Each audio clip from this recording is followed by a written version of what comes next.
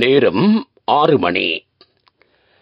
இலங்கை ஒலிபரப்பு கூட்டுத்தாபனம் செய்திகள். செய்தி ஆசிரியர் ஜெயரஞ்சன் யோகராஜ். வாசிப்பவர் இஸ்மாயில் பி மாரிஃப். முதலில் தலைப்புச் செய்திகள். புத்தாண்டு காலப்பகுதியில் சொந்த இடங்களுக்கு சென்ற பொதுமக்கள் மீண்டும் கொழும்பு திரும்ப விசேட போக்குவரத்து சேவைகள். மேல் மற்றும் தென் மாகாணங்களில் செயற்பட்டு வந்த திட்டமிட்ட குற்றங்களுடன் தொடர்புடைய 412 சந்தேக நபர்கள் கைது. தமிழ் சிங்கள புத்தாண்டு தலைக்கு எண்ணெய் வைக்கும் நிகழ்வு நாளை காலை 10:17க்கு இடம்பெறும். பண்டிகை காலத்தில் நுகர்வோர் சட்டத்தை மீறிய 726 வர்த்தகர்களுக்கு எதிராக சட்ட நடவடிக்கை. யாழ் நகரின் சுகாதார நிலைமைகள் தொடர்பில் அமைச்சர் டக்ளஸ் தேவானந்தா கண்காணிப்பு விஜயம். ஈரான் மீது இஸ்ரேல் ஏதேனும் பதில் தாக்குதல் நடத்துமாயின் அதற்கு தமது நாடு ஆதரவு வழங்க மாட்டாது என்று அமெரிக்க ஜனாதிபதி தெரிவித்துள்ளார். புத்தாண்டு காலப்பகுதியில் சொந்த இடங்களுக்கு சென்ற பொதுமக்கள் மீண்டும் திரும்புவதற்காக இன்று தொடக்கம் போக்குவரத்து சேவைகள் முன்னெடுக்கப்பட்டிருப்பதாக தேசிய போக்குவரத்து ஆணைக்குழு தெரிவித்துள்ளது.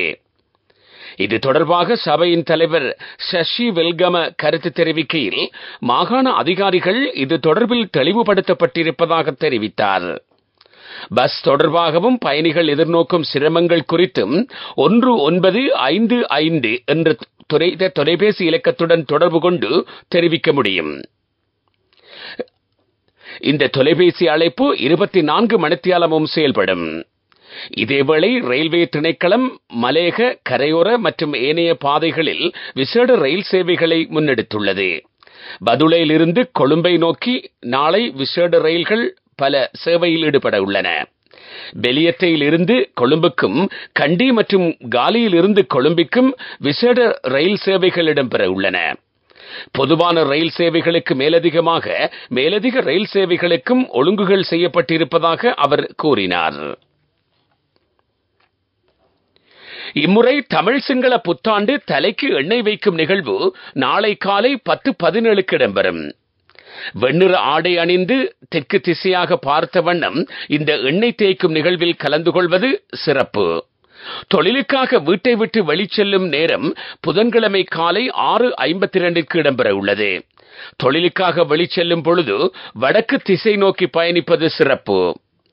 சூரிய பகவான் மீன ராசியிலிருந்து மேச ராசிக்கு செல்லும் நாளே தமிழ் சிங்கள புத்தாண்டாக அமைகிறது. சூரிய பகவான் மேச ராசியில் உச்சம் பெறுகிறார். அதனாலேயே பொதுவாக ஏப்ரல் மாதத்தில் பூமியின் மத்திய கோட்டுக்கு அருகில் இருக்கும் இலங்கை போன்ற நாடுகளுக்கு சற்று வெப்பம் அதிகமாக காணப்படும். அத்துடன் சூரிய பகவானுக்கு ஒரு பகவான் நட்பு கிரகமாக அமைந்துள்ளது. இந்த 2 கிரகங்களும் இணைந்து மற்றொரு நட்பு கிரகமான செவ்வாய் பகவானின் வீடான மேஷத்தில் அமர்ந்துள்ளன. இதனால் மேச ராசி மிகவும் பலமடையும். மேசராசியை 2ஆம், 5ஆம், 7ஆம், 9ஆம் மற்றும் 11ஆம் வீடுகளாக கொண்ட ராசிக்காரர்களுக்கும் நன்மை அதிகமாக கிடைக்கும். இருந்தாலும் ஏனைய கிரக சஞ்சாரங்களையும் ஒப்பிட்டு பார்த்தே பொது பலனை கூற முடியும். அவ்வாறு பார்க்கும் பொழுது இந்த புத்தாண்டு பிறப்போடு மேசம், தனுசு ஆகிய ராசிகளுக்கு கூடுதல் நன்மையும், மிதுன ராசிக்கு நடுத்தர நன்மையும், ஏனைய ராசிகளுக்கு சற்று குறைவான பலாபலன்களும் காணப்படுகின்றன. சனித்தாக்கம் உள்ளவர்கள் சனிக்கிழமைகளில் எள்ளுச்சட்டி எரிப்பது சிறப்பு. குரு பகவானின் அருளை பெற வியாழக்கிழமைகளில் குரு சுப ஓரை நேரத்தில் நெய் விளக்கு ஏற்றுவது சிறப்பு. கேது தாக்கம் உள்ளவர்கள் வெள்ளிக்கிழமைகளில் காலை 10:30 முதல் நண்பகல் 12 மணி வரை உள்ள காலப்பகுதியில் ராகுகால பூஜை செய்வது சிறப்பு. தமிழ் சிங்கள புத்தாண்டின் போது மக்கள் ஒன்று கூடும் இடங்களுக்கு விசேட பாதுகாப்பு வேலை திட்டம் அமுல்படுத்தப்பட்டுள்ளதாக போலீஸ் மா அதிபர் தேசபந்து தென்னக்கோன் தெரிவித்துள்ளார். இதற்காக நாடளாவிய ரீதியில் 14,000 போலீசார் பாதுகாப்பு கடமையில் ஈடுபட்டுள்ளனர். நாடளாவிய ரீதியில் சுமார் 4,500 நிகழ்வுகள் ஏற்பாடு செய்யப்பட்டுள்ளன. இசை நிகழ்வுகள், விளையாட்டுப் போட்டிகள் உட்பட மக்கள் அதிகம் கூடும் பகுதிகளுக்கு விசேட பாதுகாப்பு வழங்குமாறு போலீசாருக்கு அறிவுறுத்தல் வழங்கப்பட்டுள்ளது. நீங்கள் கேட்டுக்கொண்டிருப்பது இலங்கை ஒலிபரப்பு கூட்டுத்தாபனத்தின் செய்திகள்.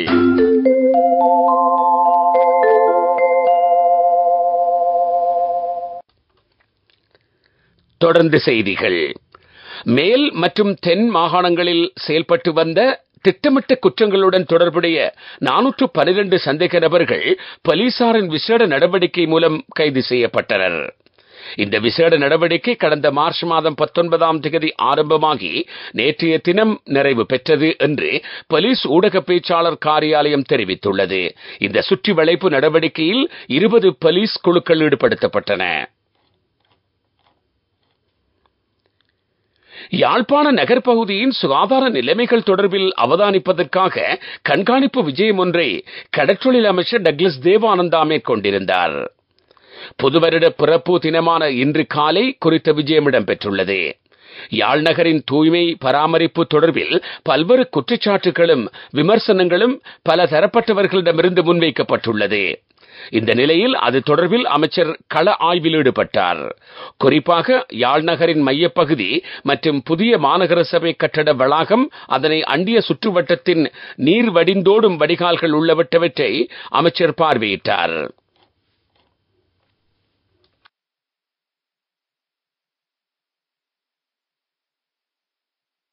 உன்னதமான இலக்குகளை மனதில் கொண்டு நீங்கள் எடுக்கும் சரியான முடிவுகள் உங்களையும் நாட்டையும் பெருமையடைய செய்யும். நாங்கள் உங்கள் பெருமையின் அங்கமான மக்கள் வங்கி, தேசத்தின் பெருமை.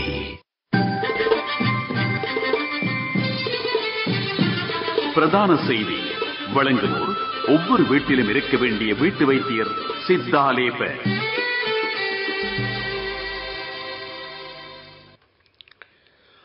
உலக வங்கி மற்றும் சர்வதேச நாணய நிதியத்துடன் நடத்தப்படும் வருடாந்த மாநாட்டில் நாட்டின் கடன் மறுசீரமைப்பு ஏற்பாடுகளை முடிவுக்கு கொண்டு வருவது தொடர்பில் பயனுள்ள பேச்சுவார்த்தைகளுக்கு தயாராக இருப்பதாக ராஜாங்க அமைச்சர் ஷெஹான் சேமசிங்க தெரிவித்துள்ளார். அமெரிக்காவின் வாஷிங்டன் நகரில் நாளை பேச்சுவார்த்தை ஆரம்பமாக உள்ளது. பங்குடைமை மற்றும் இணக்கப்பாடு உள்ளிட்டவற்றில் இலங்கைக்கு மிகவும் திருப்திகரமான பொருளாதார வளர்ச்சியை எட்டுவதற்கு தேவையான விடயங்கள் இந்த மாநாட்டில் கலந்துரையாடக்கூடியதாக இருக்கும் என்று நம்பிக்கை தெரிவிக்கப்பட்டுள்ளது. 2022ஆம் ஆண்டில் நாடு எதிர்கொண்ட வரலாற்றிலேயே மிக மோசமான பொருளாதார நெருக்கடியில் சர்வதேச நாணய நிதியம், உலக வங்கி மற்றும் ஏனைய சர்வதேச பங்குடைமையாளர்கள் வழங்கிய ஒத்துழைப்பின் காரணமாக தற்போது பொருளாதாரத்தில் முன்னேற்றத்தை அடைய முடிந்துள்ளது. நாளாந்தம் மாறிவரும் சர்வதேச பொருளாதார மற்றும் அரசியல் சூழலினால் ஏற்படக்கூடிய சவால்களை எதிர்கொள்வதற்கு நாடு என்ற ரீதியில் செயல்பட வேண்டும் என்றும் ராஜாங்க அமைச்சர் ஷெஹான் சேமசிங்க தெரிவித்துள்ளார். இதற்காக சர்வதேச நாணய நிதியம் உள்ளிட்டவற்றுடன் இணக்கப்பாட்டுடன் செயற்படுவது முக்கியமானதாகும் என்றும் அவர் குறிப்பிட்டார்.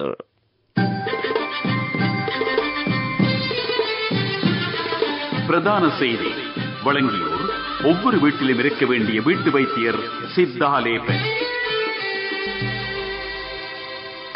உங்கள் கவனத்திற்கு நாட்டில் 30% நீரிழிவு நோயினால் பாதிக்கப்பட்டுள்ளதாக சுகாதார திணைக்களம் தெரிவித்துள்ளது. பண்டிகை காலத்தில் இனிப்பு வகைகளை உட்கொள்ளும் போது சுகாதார நிலைமை குறித்து அதிக கவனம் செலுத்துமாறு மக்களிடம் கோரிக்கை விடுக்கப்பட்டுள்ளது. உலகச் செய்தி.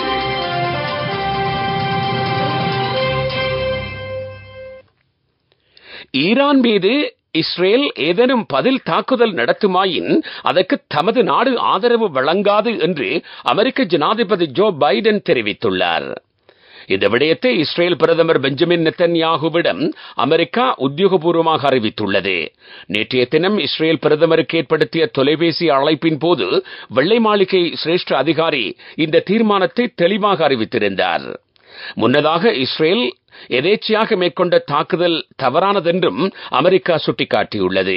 இதேவேளை சிரியாவில் அமைந்துள்ள ஈரானிய தூதரகம் மீது இஸ்ரேல் மேற்கொண்ட தாக்குதலுக்கு ஈரான் முன்னெடுத்த பதில் தாக்குதல் இன்றுடன் நிறைவு பெற்றதாக அறிவிக்கப்படுகிறது. நேற்று பின்னிரவு ஈரான் ட்ரோன் இயந்திரங்கள் மூலம் மேற்கொண்ட வான் தாக்குதல்கள் இன்று அதிகாலை நிறைவு பெற்றதாக ஐக்கிய நாடுகள் அமைப்பின் ஈரானிய வதிவிட பிரதிநிதி தெரிவித்துள்ளார். அபிவிருத்தி செய்திகள்.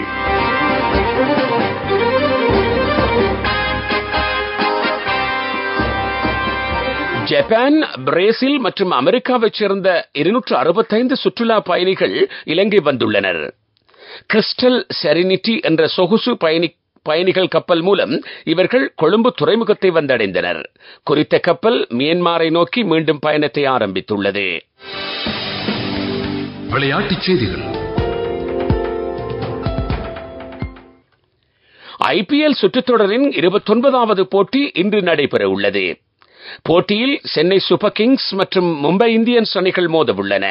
போட்டி வங்கடே மைதானத்தில் இரவு 7:30 ஆரம்பமாகும். இதேவேளை நடைபெற்று வரும் சுற்றுத்தொடரில் இதுவரை நடைபெற்ற போட்டிகளின் அடிப்படையில் புள்ளிப்பட்டியலில் ராஜஸ்தான் ராயல்ஸ் அணி முதலாம் இடத்தில் உள்ளது. 2ஆம் இடத்தில் கொல்கத்தா நைட் ரைடர்ஸ் அணியும் 3ஆம் இடத்தில் சென்னை சூப்பர் கிங்ஸ் அணியும் உள்ளன. லக்னோ சூப்பர் ஜெயண்ட் அணி 4ஆம் இடத்திலும் சன்ரைசர்ஸ் ஹைதராபாத் அணி 5ஆம் இடத்திலும் உள்ளன. துடிப்பான யூத்திற்கு லைஃபில் சேஞ்சுக்கு சரியாக செட் ஆகும். கண்கள் மூடி கண்ட கனவுகள் நிறைவேற யூத்திற்கு செட் ஆகும் ஃப்ரெண்ட்ஷிப் இதுதானே. NSBI இத்துரு வித்துரு அக்கவுண்ட் ட்ரீம் நிறைவேற சரியான பிளான். வர்த்தக செய்தி அனுசரணை. தேசிய சேமிப்பு வங்கி உங்கள் பணத்திற்கு பாதுகாப்பான இடம். பண்டிகை காலத்தில் நுகர்வோர் சட்டத்தை மீறிய 726 வர்த்தகர்களுக்கு எதிராக வழக்கு தொடர உள்ளதாக நுகர்வோர் விவகார அதிகார சபை தெரிவித்துள்ளது. விலைப்பட்டியலின்றி விற்பனை செய்தமை உள்ளிட்ட தவறுகள் தொடர்பில் சட்ட நடவடிக்கை எடுக்கப்பட்டுள்ளதாக அதிகார சபையின் விசேட விசாரணை பணிப்பாளர் சஞ்சய இரசிங்க தெரிவித்துள்ளார். வர்த்தக செய்தி அனுசரணை. தேசிய சேமிப்பு வங்கி உங்கள் பணத்திற்கு பாதுகாப்பான இடம். துடிப்பான யூத்திற்கு லைஃபில் சேஞ்சுக்கு சரியாக செட் ஆகும். கண்கள் மூடி கண்ட கனவுகள் நிறைவேற யூத்திற்கு செட் ஆகும் ஃப்ரெண்ட்ஷிப் இதுதானே. NSBI இத்துரு வித்துரு அக்கவுண்ட் ட்ரீம் நிறைவேற சரியான பிளான். பொருளாதார செய்திகள்.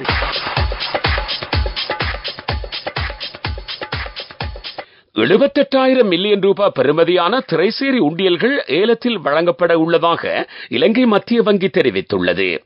எதிர்வரும் புதன்கிழமை ஏலம் நடைபெற உள்ளது. இவை 91, 182, 364 முதிர்வு காலத்தை கொண்டவையாகும். காலநிலை அறிக்கை.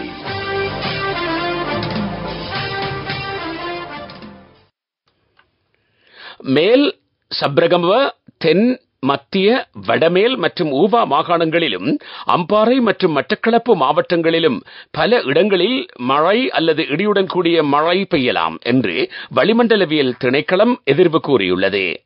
மேல் மற்றும் சபரகமுவ மாகாணங்களிலும் காலி மற்றும் மாத்தறை மாவட்டங்களிலும் சில இடங்களில் 75 மில்லிமீட்டர் அளவிலான பலத்த மழை வீழ்ச்சி எதிர்பார்க்கப்படுகின்றது. இடியுடன் கூடிய மழை பெய்யும் வேளைகளில் அப்பிரதேசங்களில் தற்காலிகமாக பலத்த காற்றும் வீசக்கூடும் என்று திணைக்களம் விடுத்துள்ள அறிக்கையில் குறிப்பிடப்பட்டுள்ளது. காலநிலை அறிக்கை கேட்டீர்கள். மீண்டும் தலைப்புச் செய்திகள். புத்தாண்டு காலப்பகுதியில் சொந்த இடங்களுக்கு சென்ற பொதுமக்கள் மீண்டும் கொழும்பு திரும்ப விசேட போக்குவரத்து சேவைகள். மேல் மற்றும் தென் மாகாணங்களில் செயற்பட்டு வந்த திட்டமிட்ட குற்றங்களுடன் தொடர்புடைய 412 சந்தேக நபர்கள் கைது. தமிழ் சிங்கள புத்தாண்டு தலைக்கு எண்ணெய் வைக்கும் நிகழ்வு நாளை காலை 10:17 இடம்பெறும். பண்டிகை காலத்தில் நுகர்வோர் சட்டத்தை மீறிய 726 வர்த்தகர்களுக்கு எதிராக சட்ட நடவடிக்கை. யாழ் நகரின் சுகாதார நிலைமைகள் தொடர்பில் அமைச்சர் டக்ளஸ் தேவானந்தா கண்காணிப்பு விஜயம். ஈரான் மீது இஸ்ரேல் ஏதேனும் பதில் தாக்குதல் நடத்துமாயின் அதற்கு தமது நாடு ஆதரவு வழங்காது என்று அமெரிக்க ஜனாதிபதி தெரிவித்துள்ளார். இத்துடன் செய்திகள் முடிவடைந்தன. எமது அடுத்த பிரதான செய்தி அறிக்கை இரவு 9 மணிக்கு ஒலிபரப்பாகும்.